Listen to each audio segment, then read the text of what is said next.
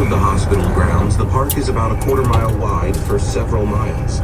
Here it is a pleasant oasis of trees and greenery on the steep banks of the creek ravine. Crossing into the district, the greenbelt finally assumes park-like dimensions. For the next 4 miles, the park is about a mile wide and provides a site for a golf course and numerous scenic stretches of 2-lane blacktop that wind through the wooded, boulder-choked ravines of aptly named Rock Creek and its tributaries. The park narrows at the National Zoological Park, which occupies its entire width. South of the zoo, the park along the creek drainage is only several hundred yards wide, merely the sides of the steep Rock Creek ravine, and is crisscrossed by bridges that carry the major streets and avenues of Washington. 2 miles south of the zoo, the creek deposits its saline solution of street and lawn runoff into the Potomac. The creek mouth is directly across the Georgetown Channel from Theodore Roosevelt Island.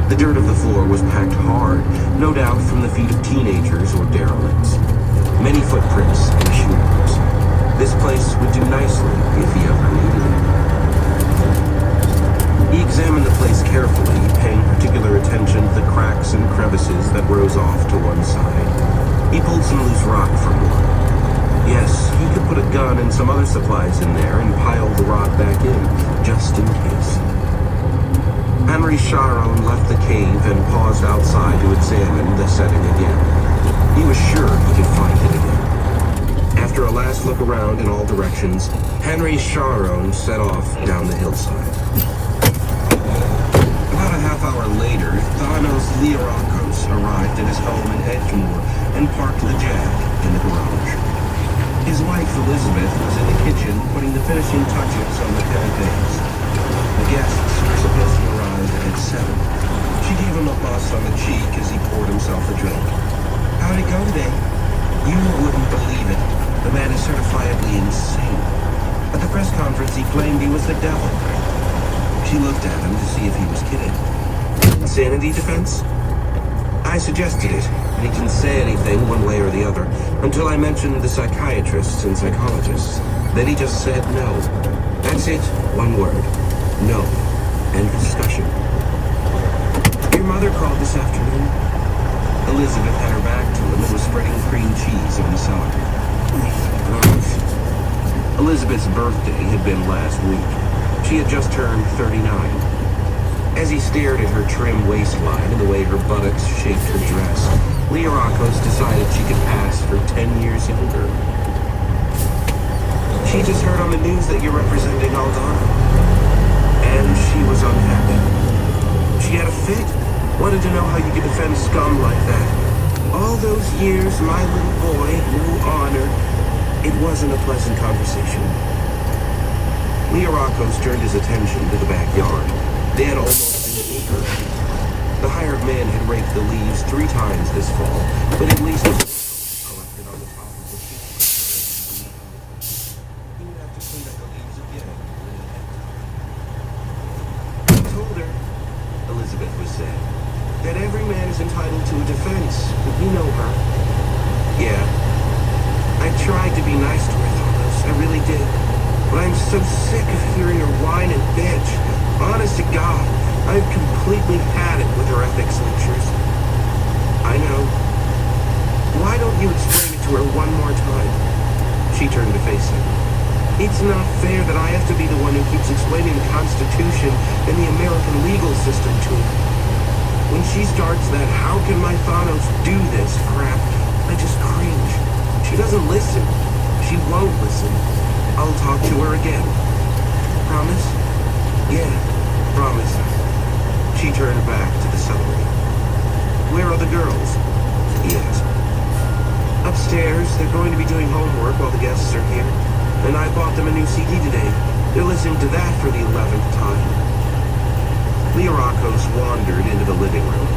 Elizabeth had the crystal out, the wine open, and the cheeses and crackers already arranged on the white damask tablecloth. At least she understood what he did professionally. She had been a new associate, a Harvard law grad, when they started dating.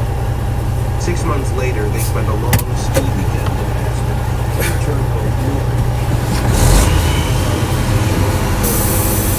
He had just made junior college. It had been rocky along the way, but they were still trying, still hanging in there. His mind turned to his new client, turning over possible defense tactics, reviewing the charges yet again. Aldana's case was going to be difficult. The government had 2 turncoat witnesses and enough circumstantial evidence to sink the Titanic. Aldana's little press conference performed this afternoon had to come. He would tape the network news instead. Tomorrow, he would put the associates to researching every trial for research. Perhaps a press conference had 15 minutes of promotion, considering the overlooking publicity of Aldana's extradition. The network TV news would go on for 10 days. He should probably send the ECR. The electronic including the email back to the kitchen. What did he make? Number 5. She helped me with all of this. You want me to? No.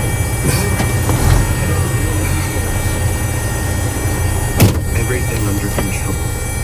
A defense lawyer never had everything under control. The concept was foreign to him. About all you could do was anticipate the thrusts and jabs of the prosecution and attempt to parry them. And have a few surprises of your own up your sleeve. The name of the game was damage control. How could he control the damage the government witnesses would do? And the client, Aldana?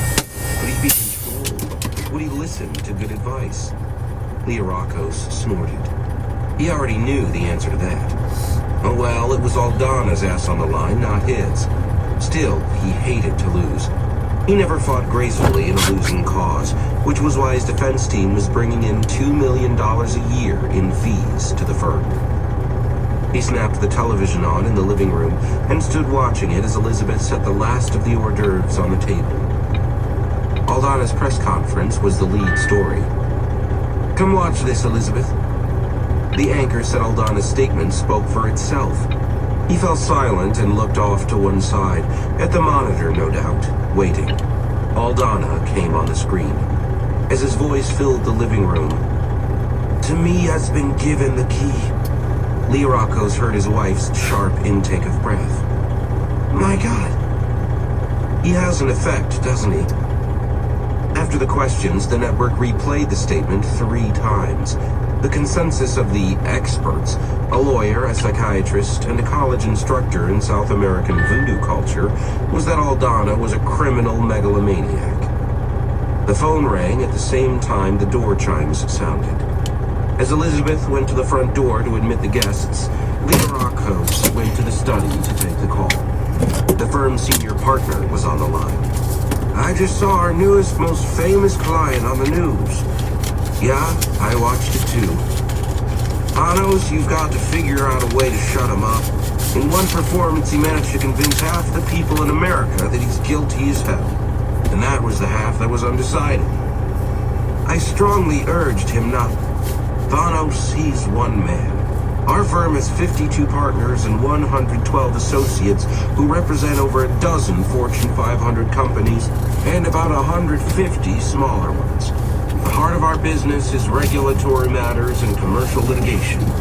Now, it's one thing to represent run-of-the-mill criminal defendants, but it's quite another to represent a man who's out to prove he's the Antichrist, beyond a reasonable doubt. He's innocent until proven guilty. You know that, and I know that, but the general public may not. I'm laying it right on the line, Panos. We have never told you whom you could or couldn't represent, but this firm is not going to bankrupt itself for the privilege of representing the most notorious criminal since Al Capone. You shut that man up or tell him he'll have to get another lawyer. Have I made myself clear? You have, Harvey. Stop by my office tomorrow. The connection broke. Thanos Lirakos sat for a moment with the telephone receiver in his hand, then slowly lowered it onto its cradle. Harvey Brewster was something of an ass.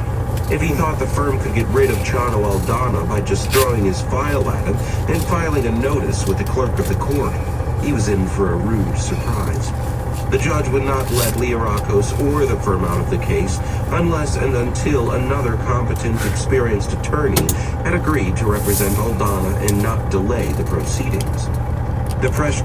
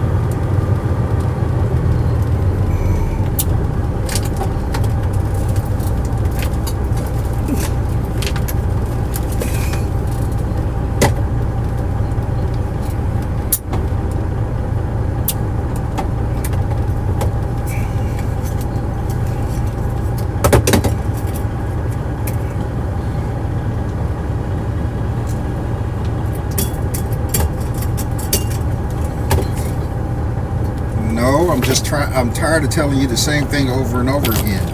What do I tell you about calling me? What do I tell you? Whenever you say, can you call, what do I tell you?